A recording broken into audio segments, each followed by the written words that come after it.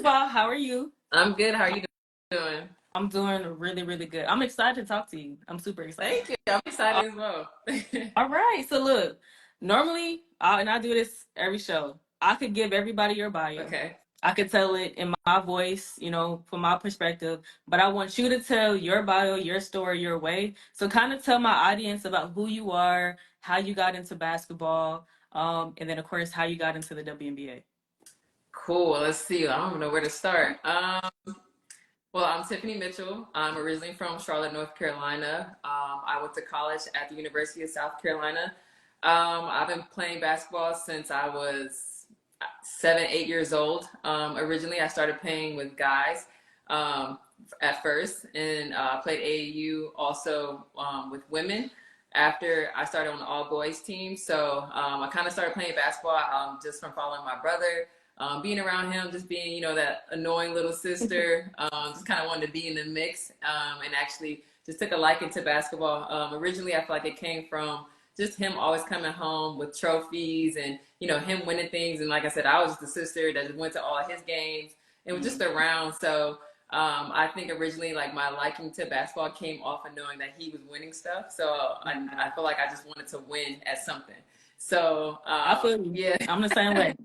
I'm like, I need some trophies in this house. Like, this is him. So I'm like, Right. how is he coming home with all these trophies? So my mom was like, he plays basketball. So I mean, originally, that's really why I wanted to start playing basketball, was because I just wanted to win at something. I never knew that it would put me in the position that I am today, and having this as my career. But once I saw, kind of just, my potential, and other people saw the potential in me as well, even my family, they pushed me, to go even further than what I even imagined for myself. It started as something that I just wanted to do, and then it became a passion of mine. And then once that happened, I just wanted to take it to the next level, and be the best that I could. So, I mean, just with that mindset, it propelled me into, like I said, going to the WNBA and, playing basketball for a living. I love that. So I gotta ask this question because I know it's true for me. So I grew up with three Hmm. brothers.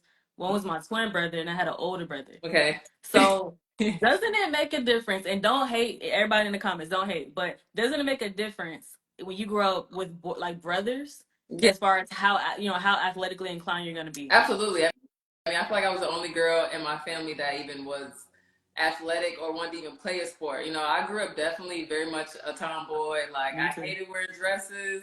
I'm like, I wanted to roll in the dirt, jump over stuff, Facts. climb Facts. trees.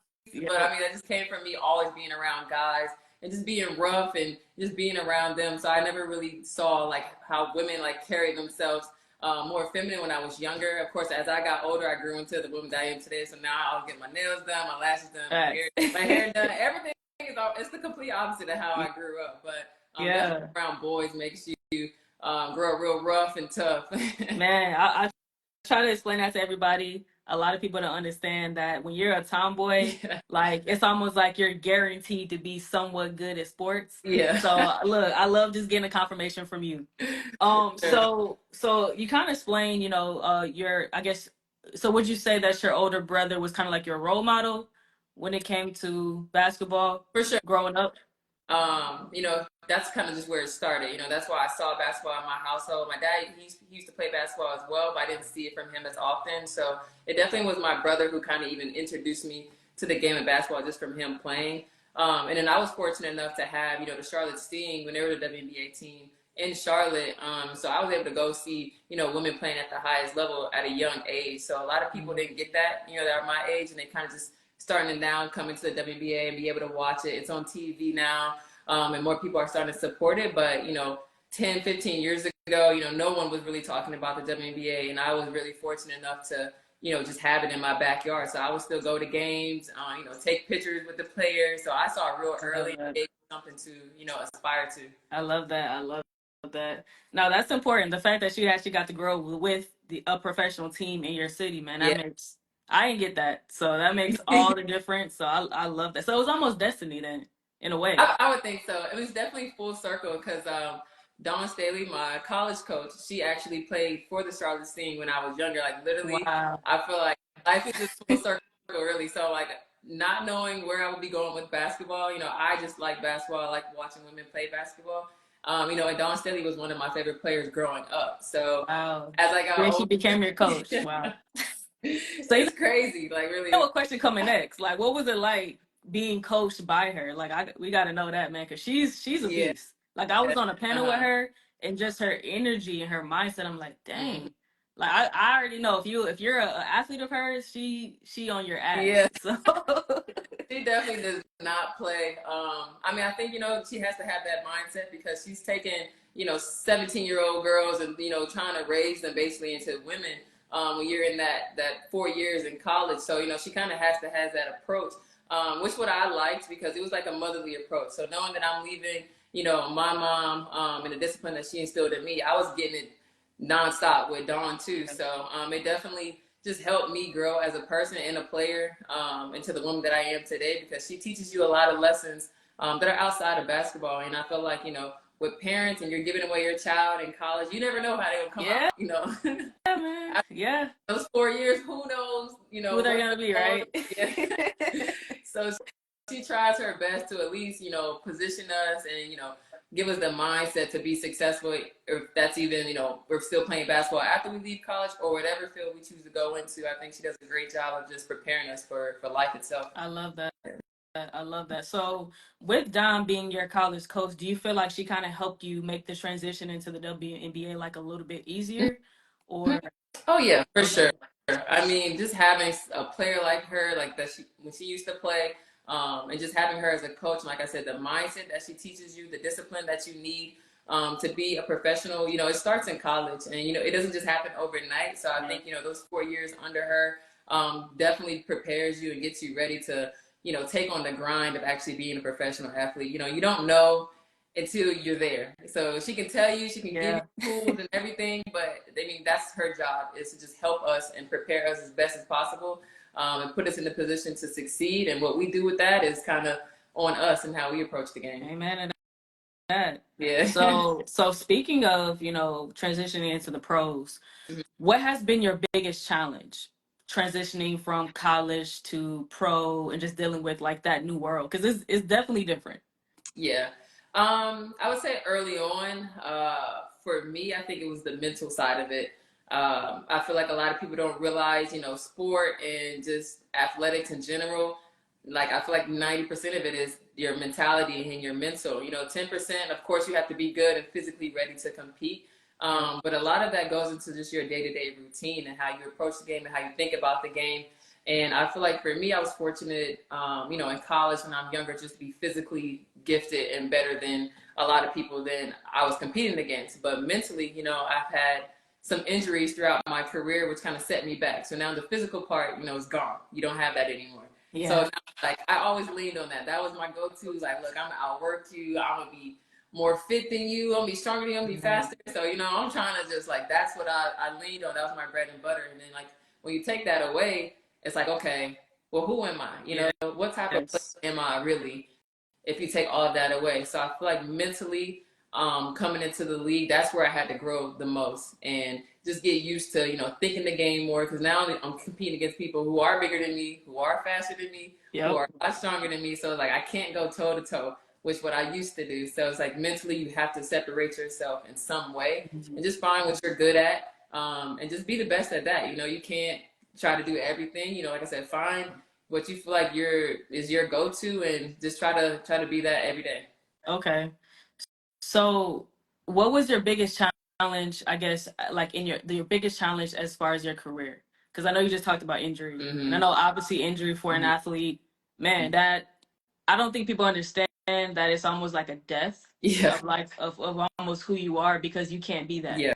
And I try to explain that because I know I tore my ACL. Mm-hmm. I guess dang, it's almost been 2 years ago now. Mm-hmm. And I'm finally, about to hit the football field again. But when I was in it, and Yeah. people were like, "Oh man, you got it. You gonna be okay." You're like, it's Right. not that deep. I'm like, "What you mean? Like this is who I've been since I was 4 years Yeah. old, right? I've been an athlete since I was 4. Mm-hmm. Never had a summer off. Always was training. Always was at camp or doing something. Right. So when that part of who you are is no longer there, the mentality, the mental part is literally what you're battling with at that Mm-hmm. point. So when you got those injuries, how did you overcome just like that death of who you weren't once were, who you once were, and then now who you are in that moment. Because, like you said, you're no longer the basketball player. You're no longer able to go out there and Mhm. compete. So how were you able to deal with that?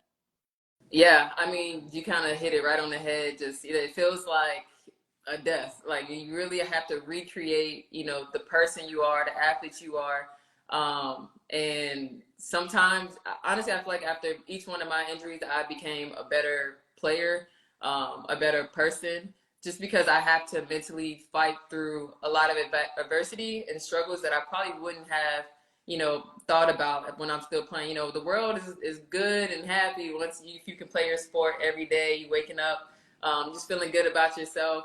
But like I said, like once that's taken away and you're dealing with, not being able to do something that you love and that you've been doing literally your entire life, you really do have to figure out who you are outside of your sport. And I think I've done a great job recently, was kind of just choosing myself. At the end of the day, I know I can't play basketball forever. Yeah. Till I'm 40. So You're I know wait. that. How old are No, you? I'm only 29. So Oh, I'm about to say, girl, don't play with me. no. I'm nowhere near 40. Okay. Lord Jesus, no. Okay, so you I got got plenty of time. You got some plenty of time. I got time. some time. But I also know I can't play for 20 more years. And Yeah. honestly, I don't want to. Yeah. So, the game has just given me so many amazing experiences. And I think, we just hang our hats on being an athlete. And then as you get outside of that and you lose that aspect of yourself by having an injury, you have to, like I said, figure out just kind of who you are outside of your sport. And that goes a long way.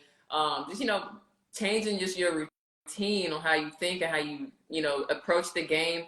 Like I said, mentally, I had to change a lot of things on how I approached the game because it was just so easy for me just to get up and go. Like, I cleared my mind and felt better about myself when I went to the gym. Yeah. So now that I can't do that, it's like, how am I just going to go every day Yeah. depressed because, Yeah. I can't play or I can't move.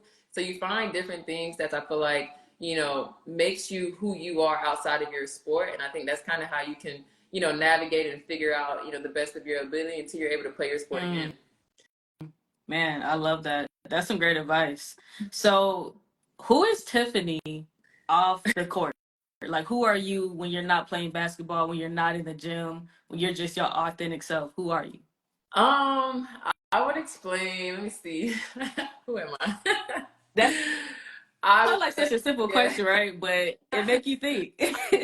I would say if you would have asked somebody like who was Tiffany or like describe her, I'm pretty goofy. I like to have a good time, enjoy myself. I'm super big on just like self care and maintenance. Like I said, like I always get my nails done, my lashes done. I'm finding anything that makes me feel good. I love that. Just body wise, mind wise. Um, so like I said, I just try to make sure at the end of the day, like I'm feeling good. Yeah, That just helps me kind of just go through my day better and just being organized. So that's really the person I am. Super OCD. I'll put that in there. Like I said, everything in my house is very organized, put together. And I think I also carry myself that way too. If you see me, you would say, she puts herself together pretty well. And just how I carry myself and how I think. I love that. I love Yeah. that. Okay. So, with that being said, let's kind of dive into like, your team. So kind of tell us about, so this is your first year, correct? With Playing with your with Minnesota, okay, yeah. yeah, with Minnesota, right? So what are you looking the most forward to? Because I know obviously you have the jitters, it's new, Yeah. you have the team dynamics and all of that. How let's touch on that first. The team dynamics. How are you feeling about that right now? Yeah, so I mean, my situation is a little different than a lot of people in the W. I spent my first 7 years with one team, which usually never happens unless you're kind of like I would say like star power. Like like you're going to be there for a long time. A lot of times the W is very unpredictable, so you don't know unless you sign certain contracts if you're going to be there or not. Yeah. So like I said, my situation was a little unique, being that I stayed with one team for 7 years. So like this going into with this being my eighth season with Minnesota and going to a new team for the first time. Of course, it's a little nerve wracking. Definitely, your anxiety levels are going up because you just don't know what to Yeah. expect. I was so used to certain things and the people, the organization when I was in Indiana. So each year, it was easy for me just to kind of just go pack up and go back and forth between my life. So now Minnesota was like, all right, well, let me see, how this organization is. How is it playing with these coaches? It's a whole entire new team. Yeah. How am I going to, gel and mesh with them? These are a lot of things that was going on in my head, but also still having to, show up and do your job, well. Yeah. So, for me, it was a breath of fresh air. So I think I needed something different than what I had for those 7 years, a change of scenery, a change of Yeah. people, just how people thought, and the organization itself treated me great. It was honestly night and day for me and how I felt mentally. Like I said, I needed that break from something that I was so used to and just the everyday, I would say just grind of, being in one place all the time. I think it benefited me a lot more to just see something different and be, with a different group of girls. And, I enjoyed my first year. I'm excited to go back for my second year and kind of just build on, what I already started there. I love that, man. Well, good luck. I can't wait to see you in year 2. I know you're going to kill it. Thank you. I know we're all looking forward to it. So Tiffany, I got to ask this question because it's been a great debate, right? The rim situation. Oh, we Lord. we got to talk about it. Look, this is a safe space. Oh my God. Look, it's a woman to woman right now. Right. So this rim conversation, do you personally feel that if the rim was lowered, the game would be faster, you would get more people in seats, things like that? I gotta ask. And I'm saying that because I know for football, right? Mm-hmm. It was a debate about should women play with, the NFL size football. And we end up playing with youth, and there is a difference, right? Because obviously our hands are smaller, things like that. Now, would that make a huge difference if we just figured out how to utilize the actual NFL football and figure it out? I don't think so. But it was what it was, right? So what are your thoughts? If you can't tell by my face already, I know. Look, I just gotta ask. I do not think we should lower the rims. Like what we do is very we're basketball players, just because we're women doesn't make what we do as a sport any different than what, a man is doing. So yeah, we train with, sometimes people even work out, like women work out with men's balls, our ball is different. So that's probably about it. But the actual rim being lower, absolutely not. Like people say, oh, it can be faster, it'll be more girls dunking and this and that, but there's girls dunking on 10 feet. So there's no reason or like, there's just no reason to me to lower the rim at all to try to speed our game up. I think the way our game is played is great. And a lot of people turn to W to see how basketball really is played. If you take away, people dunking and just all the super athleticism like that, we play basketball the right way. Not saying that men don't, but it's much more, fundamental, and we're still doing it on the 10-foot rim. Exactly. I feel you. So to all the people that feel like the WNBA could be a better product if there were these little things that they fixed or they added, what do you have to say to them? I think the WNBA is doing a great job of just promoting, just where it started and where it's at now. You can clearly see a difference in, visibility and people supporting the W and women's sports as a whole. So, like I said, I think women's sports is at the top right now. So many people are tuned in and trying to get on that wave. But, we've been on that wave. We're part of the product. And I feel like, once you put it out there, we're not going to disappoint. And that's why I think the biggest thing with the W was just to put ourselves out there, just to be seen, be heard, be talked about. Just get eyes on us, because the product that we give out and show, I think that's going to, attract a lot of fans, people that want to support us. I agree. But then Tiffany, how can we not get paid what we're supposed to be paid as super athletes? Because that's what, and again, this is another, controversial conversation, but it's I feel like things are obviously getting better. We're seeing more women getting paid what they're worth. There's more, women's sports on these bigger networks and things like that. But there's still a gap. For sure. So why do you feel like it's just like it's not happening faster than what is happening right? What it should be. I feel. Or do you feel like we are where we should be right now? No, like I said, I'd rather have slow progress than no progress. We've definitely come a long way since, since when the W started, you know, it's still pretty new compared to, you know, the NBA. So like you can't ask for us to be where the NBA is, and we also don't have, you know, the type of marketing and the money that they're bringing in, all the collaborations that they have with certain like ESPN, everything like that. Like all of that is helping the NBA grow and bringing them in money, which we don't have at the time, but at least right now. So my, you know, my goal and my vision, at least for the W, is to, you know, 10, 15 years from now, hopefully we're not having this conversation. Hopefully, you know, we're not really making LeBron money. And that's, I don't feel like that's not what we're asking to make, but it is also like, you know, support, you know, what we're doing. Like we're literally doing the same exact thing as them. We're playing the same exact game. And it's just a little harder for us to get to that, you know, point financially, where they are. So I think, like I said, slow progress is better than no progress for me. Yeah. As long as, you know, we're putting ourselves in the position to be better later. I mean, that's really all you can hope for right now. Look, I feel you on that. Yeah. I agree with that. I think I'm happy to see that things are Mm, progressing. Like you said, I don't think you know, women's sports hasn't been around as long as men's sports, obviously. mm-hmm. So, you know, we are, you know, still some years behind. Yeah. But I think as long as we're seeing, you know, things happen and, you know, we're getting more opportunities, we're getting more Yeah. sponsorship, you Mm-hmm. know, more TV deals, Yeah. things like that. I think that's all that matters, and we are seeing that. So I feel like I'm happy. Last year, might have been a different conversation, but I feel Yeah. like, you know, things are Yeah. progressing, and as long as that's happening, then I feel like we're in a good position. Yeah. So how has being a professional athlete shaped you personally and professionally? Mm, let's see. Personally, um, you know, I'm all for, you know, kids playing a team sport early.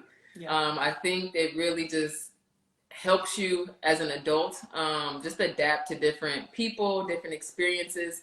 And, you know, like with us at the W, we also have to go overseas to kind of combat, you know, what we just talked about and not get paid enough in the W. A lot of us go overseas to also, you know, make more money in the off season. So just with me, even my experiences with that, you know, when I was 21 years old, I spent 8 months in Russia.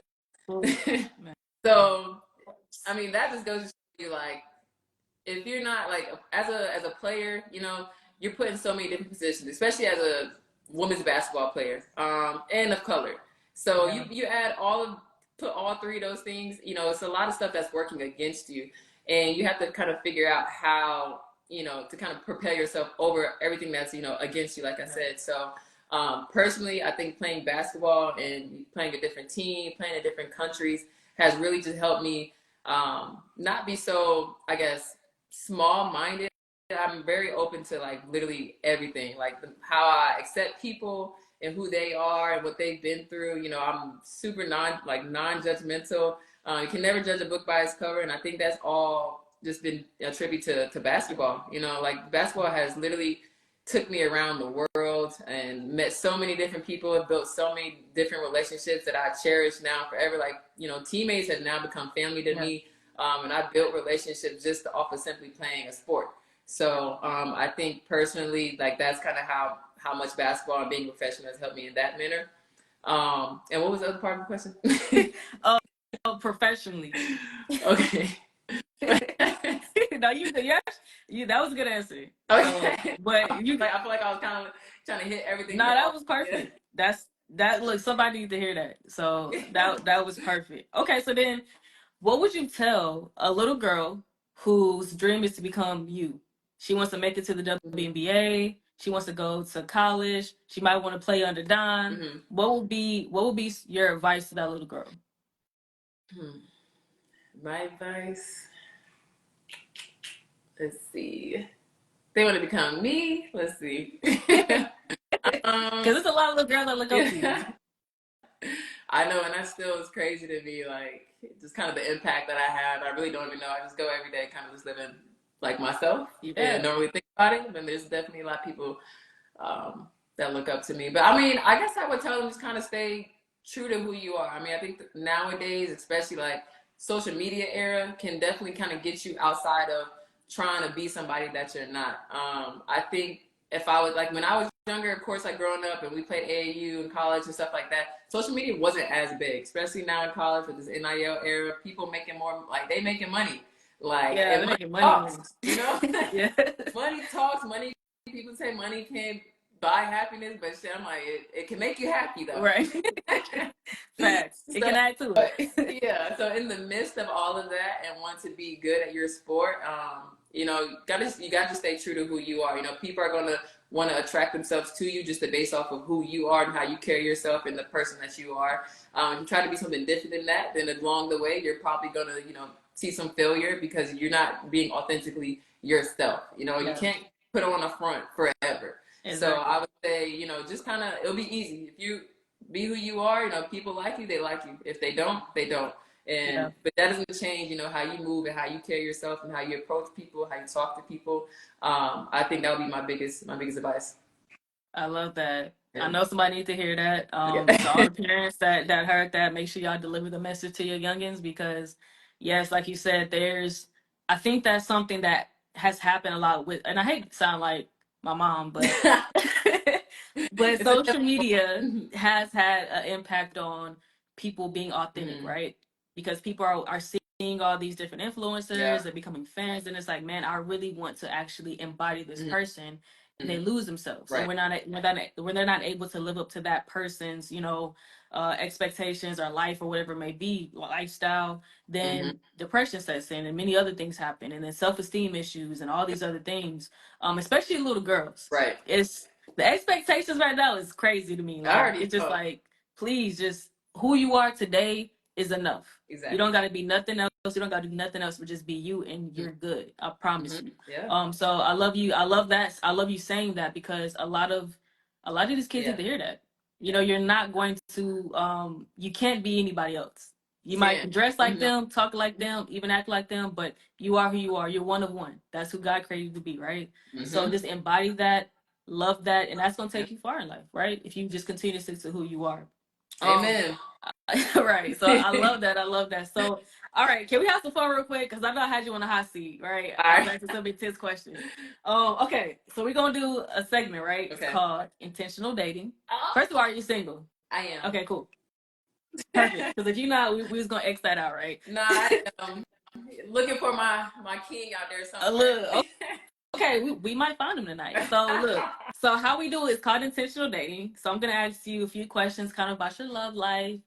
You just talk to us, right? So the first question, Oh god. what is your ideal man? What does he look like? What is his energy? What are your non-negotiables? Like what is his traits? Like just Oh give us all the man, tea. let's see. Oh my god, this is definitely for sure. Uh, let's see.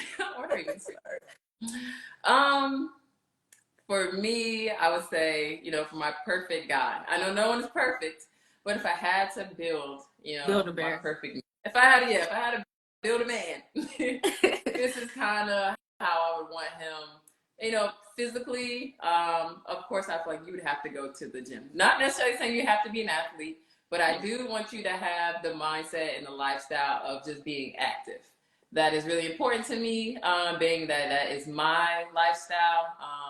And that's just kind of how I get things going. Like I said, you don't have to necessarily be an athlete, but I do think that's important just to have the mindset of just being healthy, being active, things like that.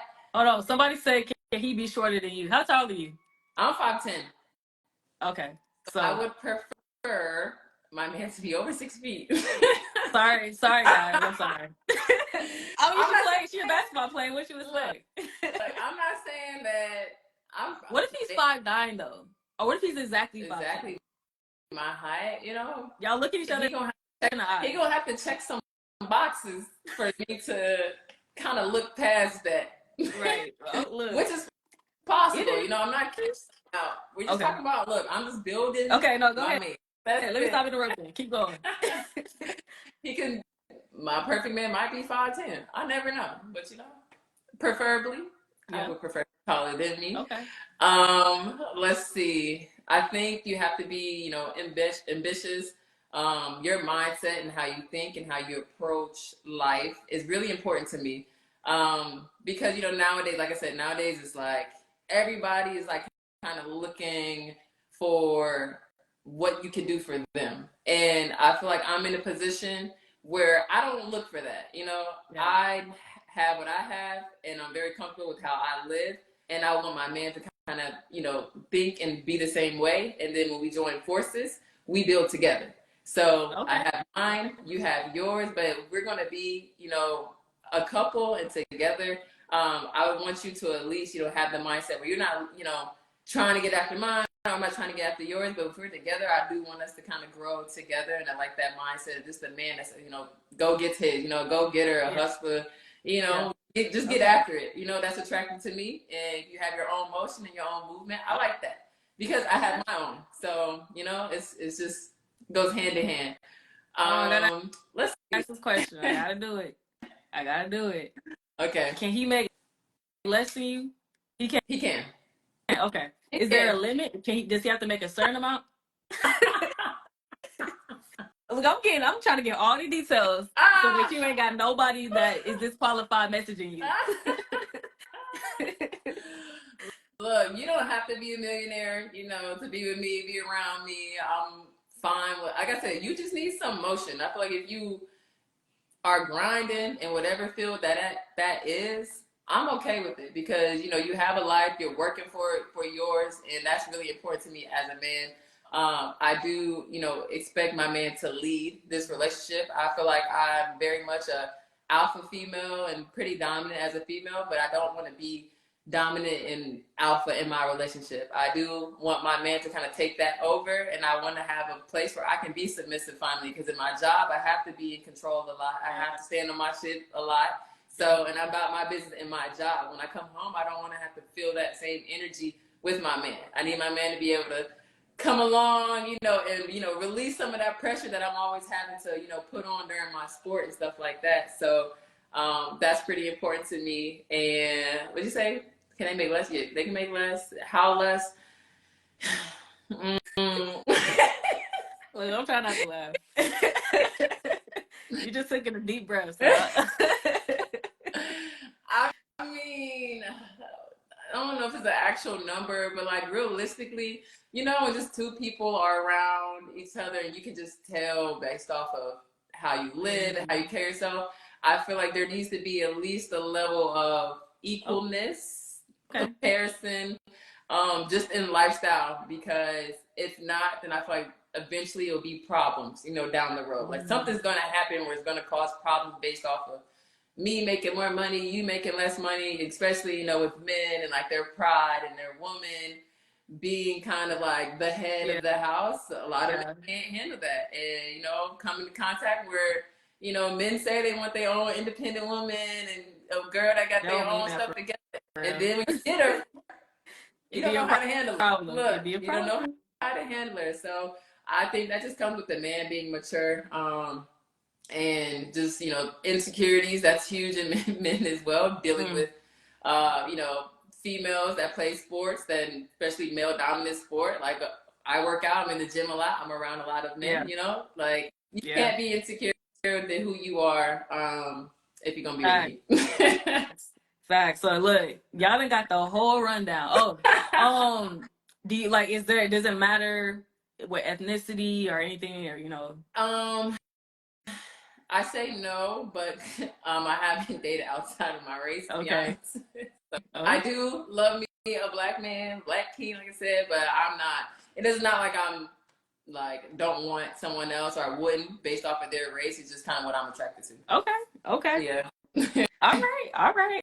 Okay, last question. What will be your ideal date, like first date?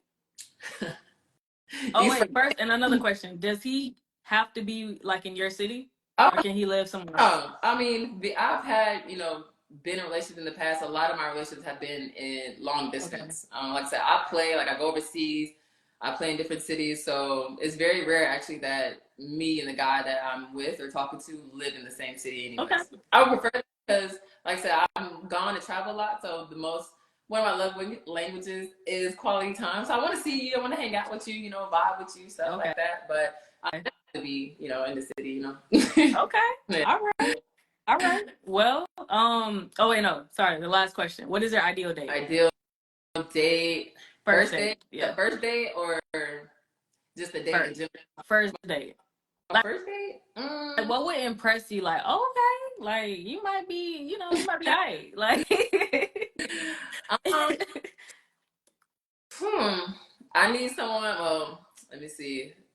I'm fine with like just going to a restaurant, chilling, talking, some wine, stuff like okay, that. Just really not super fancy. I would say it for the first date. It's kind of like get to know you. Let's see, vibe with each other and kind of see where this will go. And then I think after that, that's kind of when you build into like actually being more intentional with how you plan a date for this person. So, but I would say like first date could be pretty, I wouldn't say basic because if you come with some basic stuff, like I'm probably not going to give you another date. right. But someone probably need to come with enough to make me feel like, okay, this might go. Trying. Yeah, he trying at least. This might go somewhere. And then your conversation is really important to me. Like if I feel like I'm talking to a wall, It's a no go. no, because now I'm gonna be like, all right, well, I could just came and ate by myself. Right. Facts. Facts. Okay. All right, fellas. Look, if you fit that description, it sounds like your DMs is open. I'm not saying that, but they might be. So. Okay, so I got a few. I got one more question. So, what do you have coming up? What can we watch? What can we, tune into? Mm-hmm. Kind of let us know what's coming up for you. Yes. So basketball wise, there's a league in Dallas, Athletes Unlimited, that starts at the end of February. So I'll be playing in that for like 4 to 5 weeks. Just a league to give people who don't go overseas another opportunity to compete right before our season starts in like April. So for me, this is my first year that I won't be overseas. So that would be a good opportunity to still stay in the States, still play against some competition, and just kind of work on my game and get ready before the season starts. And let's see. I mean, I forgot to mention that I'm also a personal trainer, so I have my own business as called Tif Fit. So right now I am accepting clients online. I do online training, so you get customized workouts, you get customized meal plans. So I'm also doing that currently on top of playing. I love that. Look, more than athlete. Yeah. That's important. I love that. I love that. Well, look, thank you so much, Tiffany. Thank you for being a good sport. I know I put you on a hot seat a little bit. So I appreciate you. Again, I'm looking forward to your season for year 2. I know you're gonna kill it. And I appreciate you. Yeah. Thank you. Thank you so much. This was fun. Yes. Have a good one. You too.